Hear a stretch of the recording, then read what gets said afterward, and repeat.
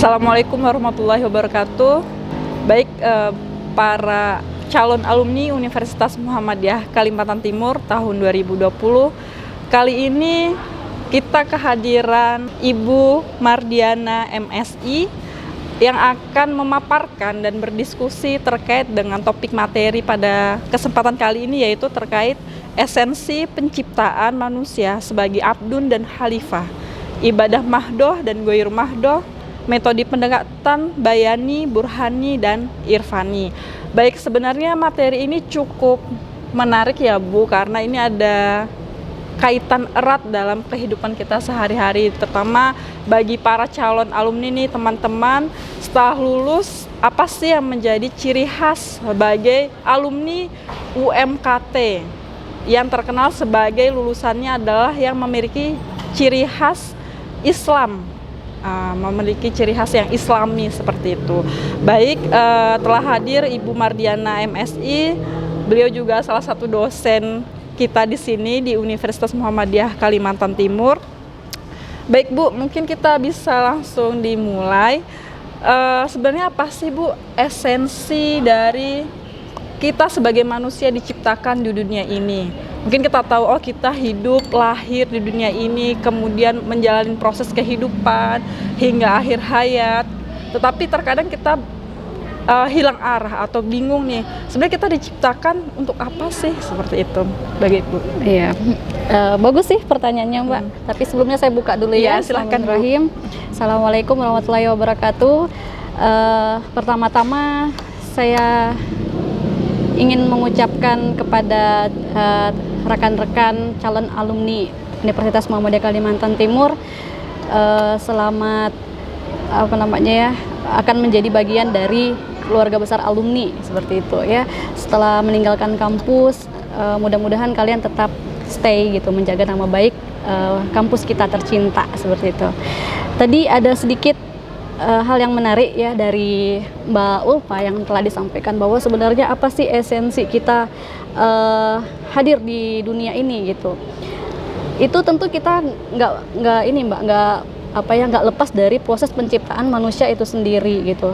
Banyak ayat gitu ya yang menyampaikan bahwa kita itu tuh diciptakan dari tanah oleh Allah Subhanahu wa taala. Jadi kalau kita berbicara tentang teori evolusi, jelas ayat Al-Quran membantah tentang manusia itu berasal dari kera, seperti itu ya.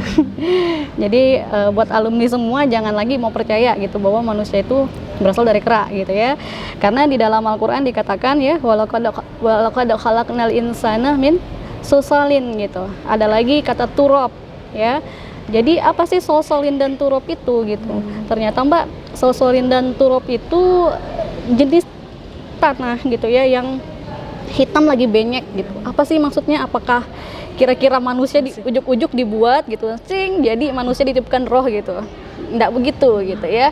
Jadi ternyata gitu, jauh sebelum manusia itu terbentuk Mbak, kalau dalam kajian biologi gitu, sperma itu tidak hanya terdiri dari sel sperma aja gitu, ada unsur saripati di dalamnya gitu. Saripati yang tadi disebut di dalam tanah itu. Ya, saripati yang berasal dalam kandungan tanah gitu ya, yang hari-hari dikonsumsi oleh manusia gitu ya.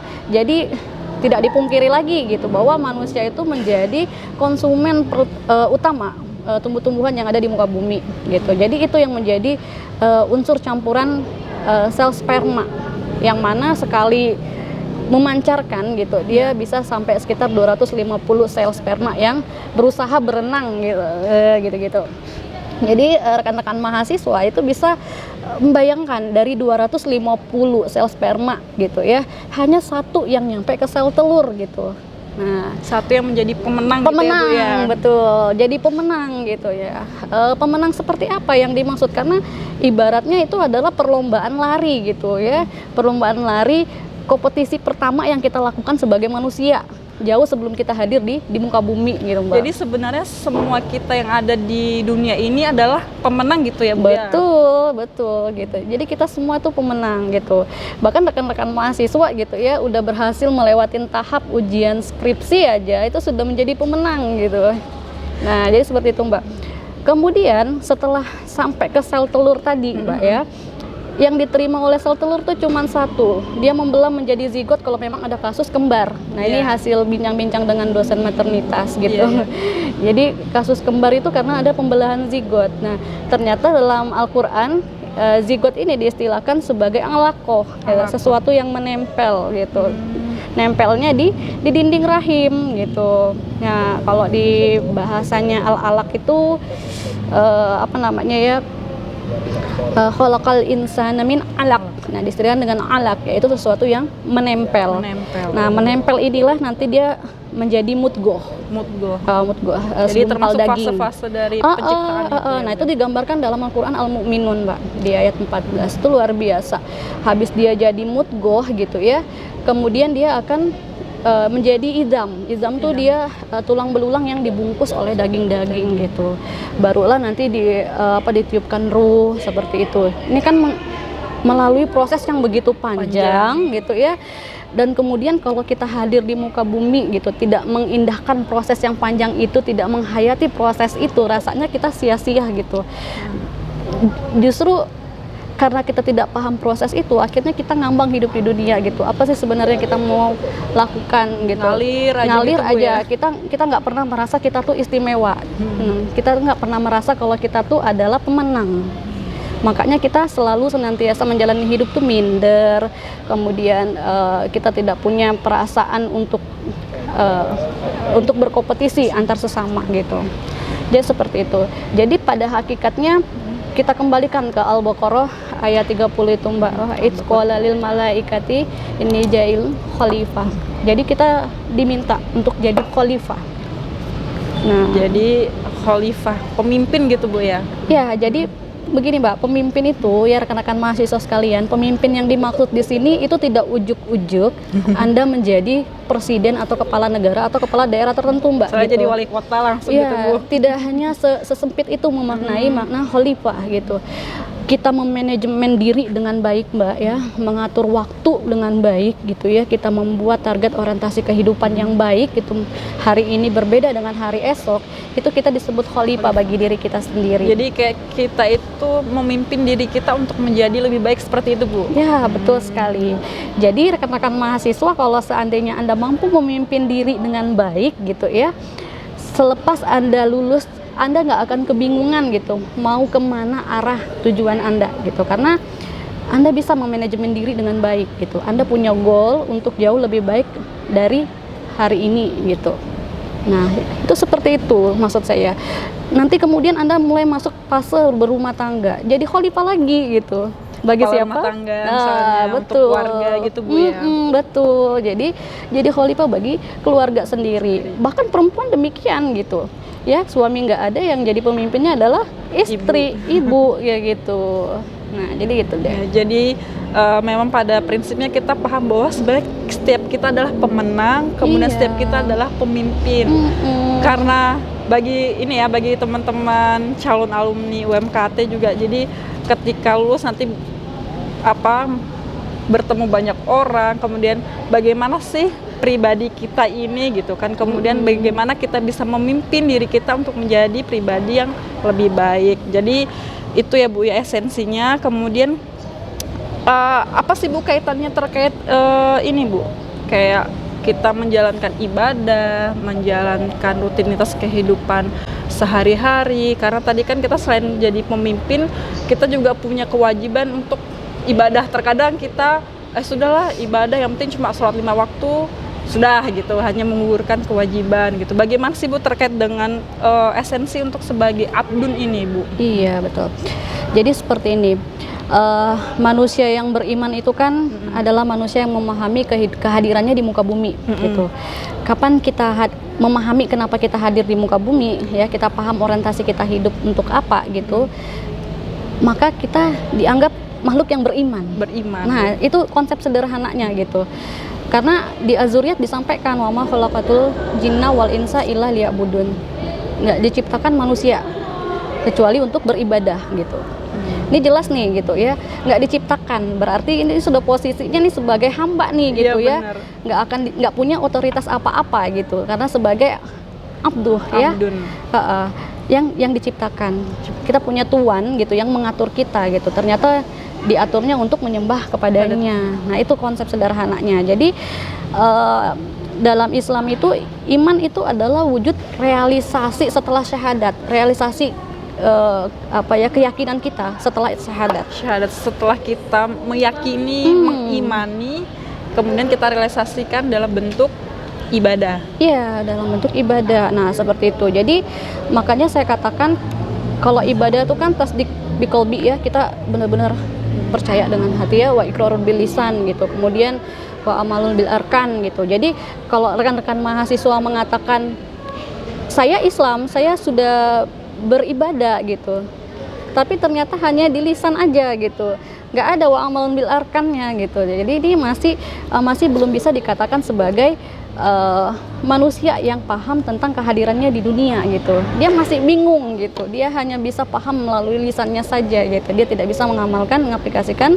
dalam bentuk perbuatan. Jadi kita ketika sudah mengimani tidak hanya sekedar mengucapkan gitu ya teman-teman, tidak hanya secara lisan, oh ya saya beribadah, oh ya saya beriman, tapi dilakukan dengan perbuatan gitu dengan ya, Bu? perbuatan. Jadi ada kaitannya, kapan kita paham kehadiran kita di muka bumi, kita akan dengan sangat mudah mengabdikan diri kepada Allah. Nah, sederhananya seperti itu. Sebenarnya sangat ini ya Bu ya, dalam artian terjadi setiap hari dalam kehidupan kita. Oh, kita pertama harus paham dulu sebenarnya kita diciptakan untuk apa, proses penciptaan yang begitu panjangnya itu. Ternyata kita adalah pemenang, khalifah, pemimpin, kemudian kita juga punya bisa dibilang kewajiban atau memang tugas kita Bu ya, sebagai abdun, sebagai hamba, yaitu beribadah kepada Allah, seperti itu. Betul. Mungkin sedikit saya tambahkan lagi bahwa sejatinya kan kata ibadah itu sendiri kan dia berasal dari kata abada yu'bidu gitu, abdan ya gitu, fahuwa abidin gitu. Jadi abid itu secara makna artinya adalah hamba, budak.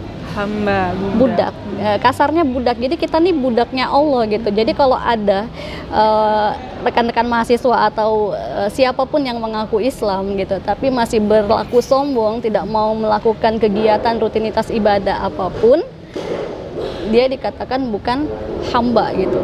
Karena dia mengingkari statusnya dia. Harusnya kan hamba itu ngikut tuannya, ya kan, perintahnya gitu.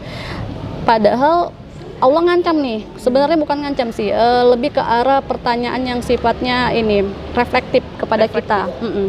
Dalam Al-Quran surah Al-Mu'minun gitu ya, afahasibatum annama khalaqnakum abasan.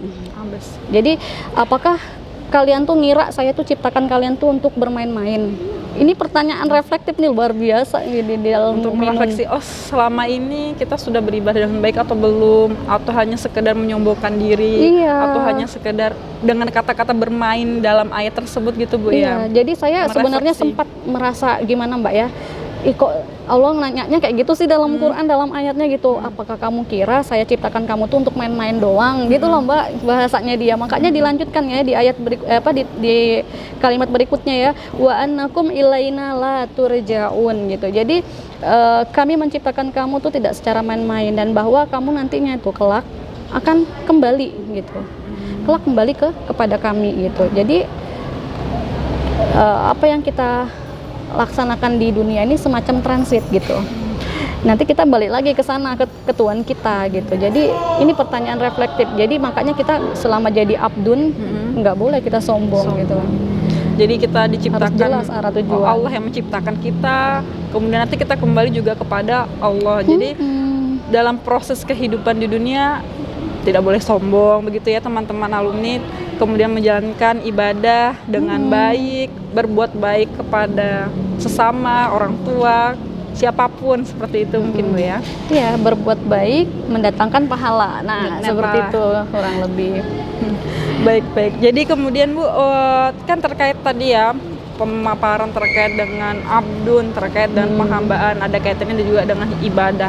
Ini dalam kehidupan sehari-hari nih Bu, misalnya nih seperti saya bekerja, terus saya niatkan untuk kebaikan, apakah itu juga termasuk ibadah gitu? Misalnya untuk teman-teman calon alumni sebelumnya mungkin ada yang 4 tahun, ada yang 3 tahun belajar, terus mereka niatkan untuk kebaikan. Nah, itu apakah belajar mereka selama kuliah itu termasuk ibadah atau apa, Bu? Gitu. Iya, jadi kita harus rujuk dulu kembali Mbak kepada esensi niat ya. Niatnya, Bu. Ya? Al-umuru bimaqasidiha, kemudian innamal amalu biniat gitu. Kalau perkara itu diarahkan kepada tujuan yang baik, jatuhnya pada yang baik. Gitu. Karena dalam Islam tuh perkara yang buruk pun asal belum dilaksanakan itu belum jatuh dosa, belum dicatat sebagai dosa. Ya. Tapi kalau niat yang baik gitu masih rencana tuh udah dicatat ya rekan-rekan mahasiswa gitu. Jadi betapa luas gitu Allah memberi kelonggaran pada kita gitu. Niat baik dicatat, tapi niat buruk belum tentu dicatat. Masya Allah. Jadi ya Masya Allah, luar biasa jadinya kita berislam itu. Namun inti dari itu semua sebenarnya kita harus memahami tentang hakikat ibadah juga gitu, bahwa hakikat ibadah. Ibadah itu terdiri dari dua sebenarnya gitu ya. Ada ibadah mahdho ya, sama ibadah ghairu mahdho. Nah, seperti itu. Jadi yang dimaksud dengan ibadah mahdho itu dia erat kaitannya tentang urusan hablu minallah.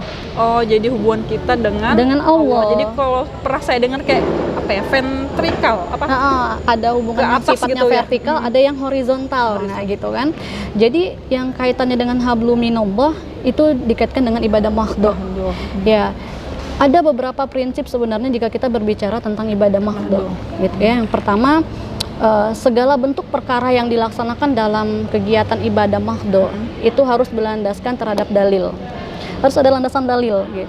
Quran kah, hadis kah gitu ya. Jadi semua sudah ada aturannya gitu Bu ya, nggak sembarang. Saya mau ibadah sesuai mau saya tuh nggak bisa karena ibadah mahdho tuh syarat dan ketentuannya diatur dalam Islam, diatur oleh Allah langsung gitu. Kemudian nanti yang kedua, tata cara pelaksanaan ibadahnya itu harus mengikuti polanya Rasulullah. Nggak bisa kita mau pakai gaya kita sendiri gitu. Sholat gitu, ada perintahnya di Al-Quran, tapi pakai gaya kita sendiri, nah itu aneh gitu. Ya, jadi semua sudah ada tuntunannya dan sesuai dengan yang dicontohkan oleh Rasulullah gitu Bu ya. Ya, itu prinsip yang kedua Mbak. Prinsip yang kedua ya Bu ya. Kemudian yang ketiga ya, ibadah mahdho itu lebih ke arah suprarasional. Ya, rekan-rekan mahasiswa mungkin agak asing. Suprarasional itu maksudnya gini, tidak bisa kita logikakan dengan akal pikiran kita gitu, karena banyak sekali perkara-perkara dalam ibadah mahdho itu yang tidak semuanya bisa kita interpretasikan pakai akal logika gitu. Seumpamanya keberadaan malaikat gitu ya, malaikat pencatat amal baik, amal buruk ada di sisi kiri dan kanan manusia, betul ya? Nah, jumlahnya 2. Bayangkan manusia di muka bumi ada berapa gitu. Jadi nggak bisa dipikirkan secara logika. Kita tidak memiliki kemampuan untuk itu begitu Bu. Iya. Karena ibadah mahdho ini bukan ranah tolak ukurnya adalah logika, maksudnya gitu. Jadi tidak bisa apa-apa itu harus dianalogikan keberadaan Tuhan Allah gitu. Nggak bisa malaikat kita interpretasikan dengan logika kita seperti itu. Jadi dia benar-benar di ranah wahyu. Kapan wahyu mengatakan A, maka itu yang kita yakini sebagai kebenaran. Jadi harus sesuai dengan itu. Itu ibadah mahdho gitu ya. Karena apakah akal nggak dipakai gitu. Itu tadi yang saya sempat katakan. Jadi dia nanti akal itu dia untuk meninterpretasikan wahyunya. Nah, memahami wahyu dengan akal. Nah, itu sederhananya seperti itu gitu. Nanti yang keempat, asas dari ibadah mahdho ini ketaatan. Ya, jadi kapan Anda bisa menjalankan ibadah mahdho dengan baik? Kalau Anda taat. Nah, itu kuncinya. Seperti itu, Mbak. Jadi itu terkait dengan poin-poin penting pada ibadah mahdho. Kemudian yang ghairu mahdho nih, Bu. Ghairu mahdho. Kalau ghairu mahdho itu lebih ke arah hablum minanas. Tadi contoh Mbak, mungkin kita kasih contoh juga dulu ya ibadah mahdho ya. Jadi rekan-rekan mahasiswa mungkin ya, ibadah mahdho itu sering kita jumpai gitu, sholat, zakat, haji, ya, puasa. Dimana ibadah ini itu sudah diatur oleh Allah syarat dan rukunnya jelas gitu ya. Nah, itu disebut dengan ibadah mahdho ya. Jadi perkara yang diada-adakan di luar dari apa yang diatur syarat dan rukunnya barulah disebut dengan bid'ah. Begitu. Gitu. Jadi sering tuh Bu saya dengar juga bid'ah, terus apa sih bid'ah gitu. Ternyata yang di luar dari ketentuan atau tuntunan ya yang disyaratkan oleh Allah Subhanahu wa taala. Jadi seperti itu. Nah, untuk yang ghairu mahdo itu lebih ke arah yang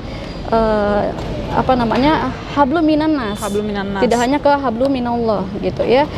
Jadi asasnya dia tidak mesti berpula kepada tingkah laku Rasulullah. Dia tidak membutuhkan dalil di dalamnya. Kalaupun memang ada dalil yang mengatakannya, nggak masalah gitu. Tidak ada pun juga nggak masalah. Karena prinsip dari ibadah ghairu mahdo ini adalah asas kemanfaatan.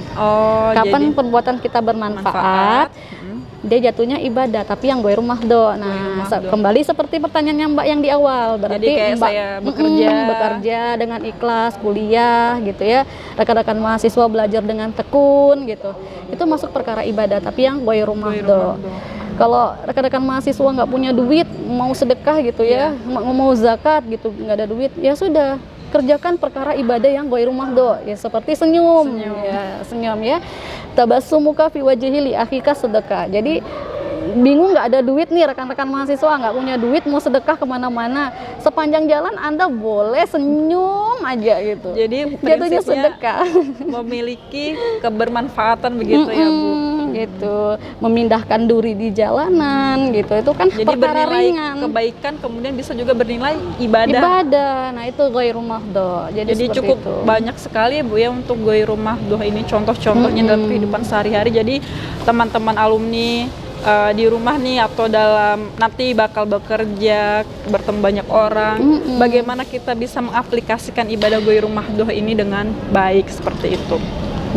Kemudian Bu, ini kan tadi sudah ibadah mahdo, ghairu mahdo, kemudian ada yang topik ketiga nih Bu, terkait metodologi pendekatan dalam Islam seperti bayani, burhani, irfani. Mungkin di sini teman-teman calon alumni mungkin ada yang beberapa sudah pernah mendengar atau mungkin juga ada yang belum pernah mendengar. Terus apa sih kaitannya terhadap pembahasan kita sebelumnya seperti pada ibadah, esensi penciptaan manusia, seperti itu? Ya, jadi sebenarnya ini pembahasannya berat Mbak. Ini Syekh nih harusnya yang bahas nih. Tapi saya coba semampu saya ya, saya berlindung pada Allah dari kekurangan ilmu saya. Setidaknya seperti ini, dalam kita menjalankan praktek peribadatan, kalau kita memahami 3 metode ini, kita tuh gampang jadinya memahami dari mana sih Islam itu mengambil sumber ilmu pengetahuan itu gitu.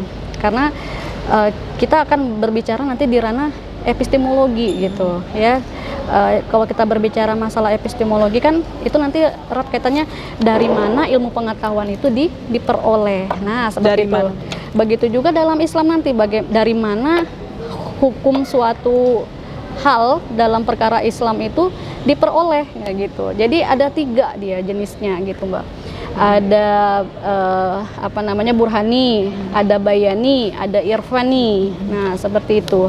Nah, ini disampaikan oleh Abid Al-Jabiri ya, tahun 1936 Masehi gitu. Jadi beliau tuh luar biasa rekan-rekan mahasiswa. Beliau mempunyai proyek nalar episteme yang luar biasa. Beliau yang mencetuskan hadirnya 3 metodologi pendekatan dalam Islam ini deh, burhani, bayani, dan irfani.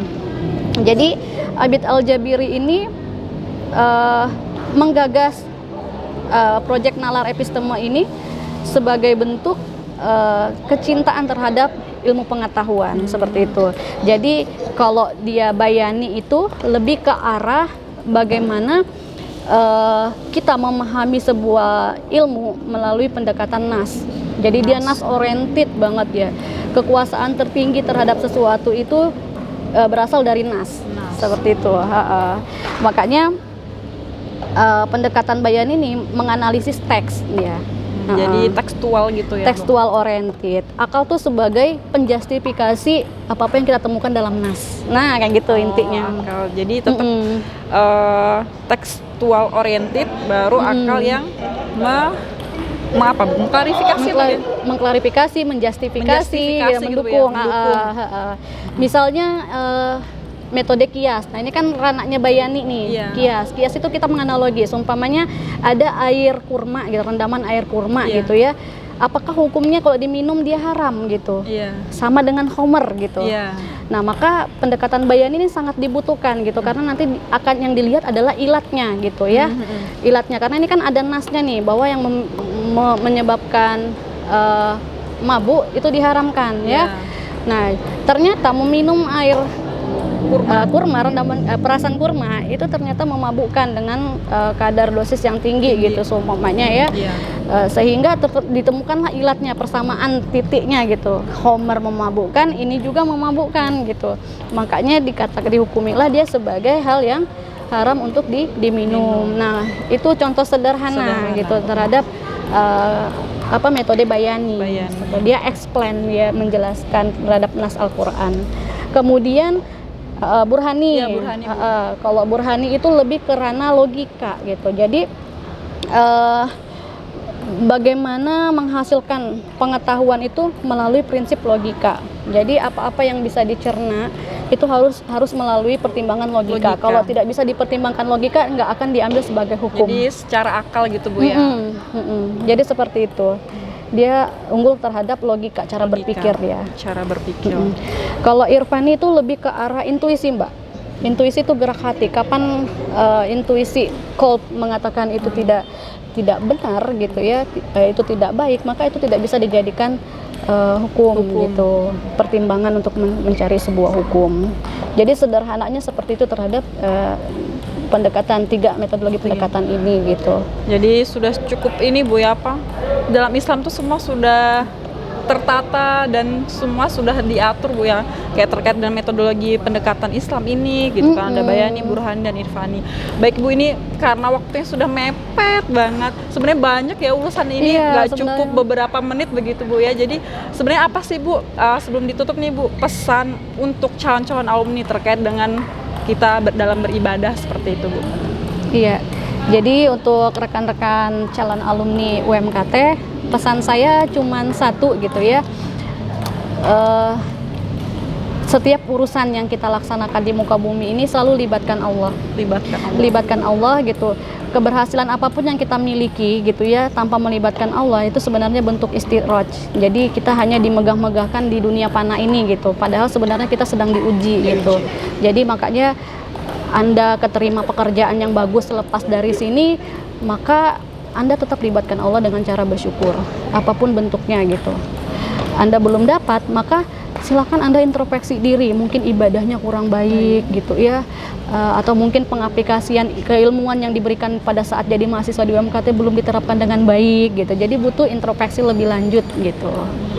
Jadi sudah libatkan Allah. Ya baik Bu, sangat jelas pemaparan terkait topik materi hari ini Bu ya. Sayang sekali Bu, kita harus berpisah. Jadi pemaparan yang sangat silakan Bu, yang cukup mendalam gitu. Saya harap teman-teman calon alumni UMKT tahun 2020 ini bisa mengaplikasikan dalam kehidupan sehari-hari. Amin. Amin ya rabbal alamin. Kemudian saya ucapkan terima kasih banyak kepada Bu Mardiana sudah meluangkan waktunya hari ini, dan semoga bermanfaat untuk kita semua. Terima kasih. Assalamualaikum warahmatullahi wabarakatuh. Assalamualaikum.